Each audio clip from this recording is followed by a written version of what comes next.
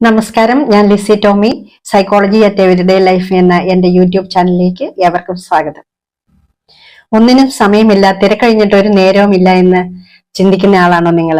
24 മണിക്കൂർ പോരാ ഒരു ദിവസത്തിലെന്ന് തോന്നുന്ന ആളാണോ നിങ്ങൾ? എങ്കിൽ നിങ്ങൾക്ക് വേണ്ടിയാണ് ഈ വീഡിയോ. കഴിഞ്ഞുപോയ സമയങ്ങളൊന്നും തിരിച്ചെടുക്കാനാവില്ലെന്ന് നമുക്കൊക്കെ അറിയാം. എന്നാലും സമയത്തിന്റെ വില അറിയാതെ ജീവിക്കുന്ന ആൾക്കാരുണ്ട്.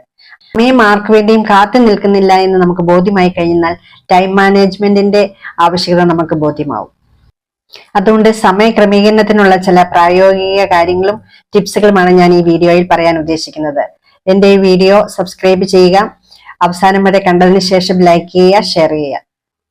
ടൈം മാനേജ്മെന്റിന് വേണ്ടി നമ്മൾ ആദ്യമായിട്ട് ചെയ്യേണ്ടത് പ്ലാനിങ് ആണ്.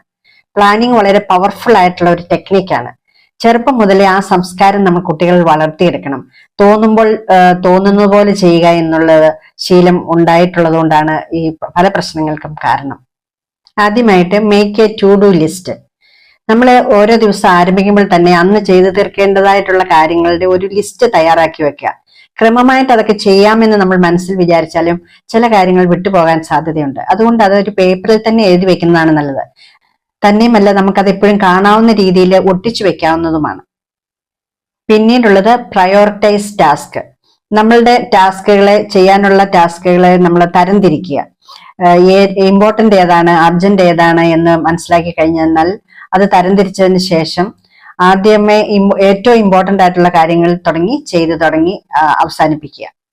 അതുപോലെ തന്നെ set A time limit for finishing A work. അതായത് പഠിക്കുന്ന കുട്ടികളാണെങ്കിൽ അവരുടെ ഒരു പ്രത്യേക വിഷയം പഠിച്ചു തീർക്കാൻ ഇത്ര സമയം എടുക്കുക, അല്ലെങ്കിൽ ഈ ജോലി ഞാൻ ഇത്ര സമയം കൊണ്ട് ചെയ്തു തീർക്കും എന്നൊക്കെയുള്ളൊരു സമയം പരിധി വെക്കുക. അങ്ങനെ വയ്ക്കുമ്പോഴത്തേക്കും നമുക്ക് സമയം വേസ്റ്റ് ആക്കാതെ ആ ലക്ഷ്യത്തിൽ എത്തിച്ചേരാനായിട്ട് സാധിക്കും. 2, avoid multi tasking.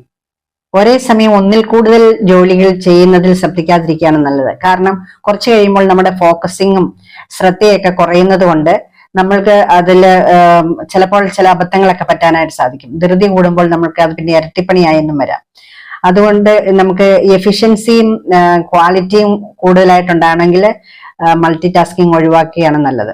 3, overcome procrastination. പിന്നത്തേക്ക് മാറ്റിവെക്കുന്ന ഒരു ശീലം, അത് നമുക്ക് ഒരു കാര്യം ചെയ്തു തുടങ്ങാനായിട്ട് തടസ്സം സൃഷ്ടിക്കും.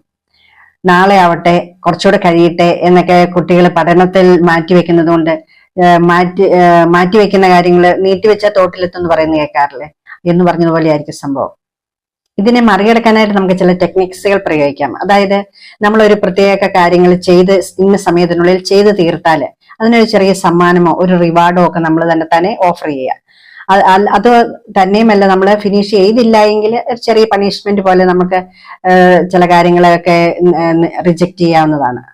അപ്പോൾ നമുക്ക് ഈ കാര്യങ്ങൾ ചെയ്യുന്നതിനുള്ള ഒരു പ്രചോദനമായിട്ട് ഇത് മാറും. 4, മാനേജ് ഡിസ്ട്രാക്ഷൻസ്. നമുക്ക് ജോലി ചെയ്തു തുടങ്ങാനായിട്ട് അല്ലെങ്കിൽ തീർക്കാനായിട്ട് തടസ്സമായിട്ട് നിൽക്കുന്ന ചില കാര്യങ്ങൾ കാണും. ആ ബ്ലോക്കിന് ഏതാണെന്ന് നമ്മൾ തന്നെ റെക്കഗ്നൈസ് ചെയ്യുക. ഉദാഹരണമായിട്ട് പറഞ്ഞു കഴിഞ്ഞാൽ സോഷ്യൽ മീഡിയയിൽ അധിക സമയം ചെലവഴിക്കുക, ഗെയിം അഡിക്ഷൻ, മടി, അതുപോലെ തന്നെ ഗോസിപ്പ് പറഞ്ഞിരിക്കുക, ദീർഘനേരം TV കാണുക. ഇതെല്ലാം സമയം കൊല്ലികളാണ്. ഓരോരുത്തരും അവരവരുടെ ബ്ലോക്കുകൾ കണ്ടെത്തി പരിഹരിക്കുക എന്നുള്ളതാണ് ശരിയായ രീതി.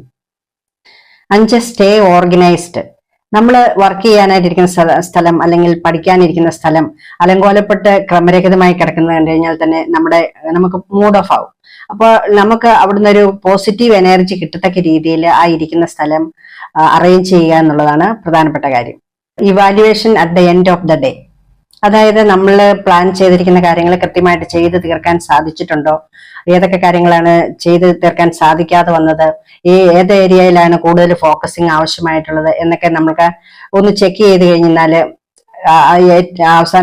ദിവസത്തിന്റെ അവസാനം നമ്മൾ അത് ചെക്ക് ചെയ്ത് കഴിയുകയാണെങ്കിൽ നമുക്ക് അതിനെ വിലയിരുത്തുകയും വേണ്ട മാറ്റങ്ങൾ വരുത്തണമെങ്കിൽ മാറ്റം വരുത്തുകയും ചെയ്യാം. ഏത് ഏരിയയിലാണോ നമുക്ക് കൂടുതൽ ഫോക്കസിങ് വേണ്ടത് അതിനെ ഫോക്കസ് ചെയ്യുക. അങ്ങനെ ഇതൊരു കണ്ടിന്യൂസ് പ്രോസസ്സാണ്. ഇത് സ്ഥിരമായിട്ട് നമ്മൾ ഇത് ചെയ്തുകൊണ്ടിരിക്കണം, റെഗുലർ ആയിട്ട്. അതായത് എല്ലാ ദിവസവും നമ്മൾ പ്ലാൻ ചെയ്യുന്നു, ദിവസത്തിന്റെ അവസാനം നമ്മളെ തന്നെ വിലയിരുത്തുന്നു. ഒരു ആത്മശോധന എന്നൊക്കെ പറയാം. അത് നമുക്ക് കൂടുതൽ ഇമ്പ്രൂവ്മെന്റ് ഉണ്ടാകുന്നതിന് സഹായിക്കുന്നതാണ്. ഇങ്ങനെ ടൈം മാനേജ്മെന്റ് സ്കില്ല് നേടിയെടുക്കുന്ന വഴി നമുക്ക് അനാവശ്യമായിട്ടുള്ള സ്ട്രെസ് ഒഴിവാക്കാവുന്നതാണ്. കാരണം ചില ആൾക്കാർക്ക് ഒന്നിനും സമയമില്ല എന്ന് പറയുമ്പോൾ നമ്മുടെ പേഴ്സണൽ സ്പേസ് നമുക്ക് കൂടുതലായിട്ട് കിട്ടും. സെൽഫ് കെയറിങ്ങിന് വേണ്ടിയിട്ടുള്ളത്, എക്സർസൈസ് ചെയ്യാൻ വേണ്ടിയിട്ടുള്ള കാര്യങ്ങൾ, നമ്മുടെ മാനസിക ഉല്ലാസത്തിന്, പഠനത്തിന്, ജോലി, ഇതെല്ലാം നമുക്ക് ബാലൻസ് ചെയ്തു പോകുന്നതിന് സാധിക്കും. 2025 പുതുവർഷത്തിലേക്ക് കടക്കുമ്പോൾ ഇത്തരം നല്ല തീരുമാനങ്ങൾ നമുക്ക് എടുക്കുന്നതിനും നടപ്പാക്കുന്നതിനും സാധിക്കട്ടെ എന്ന് ആശംസിക്കുന്നു. Thanks for watching my video.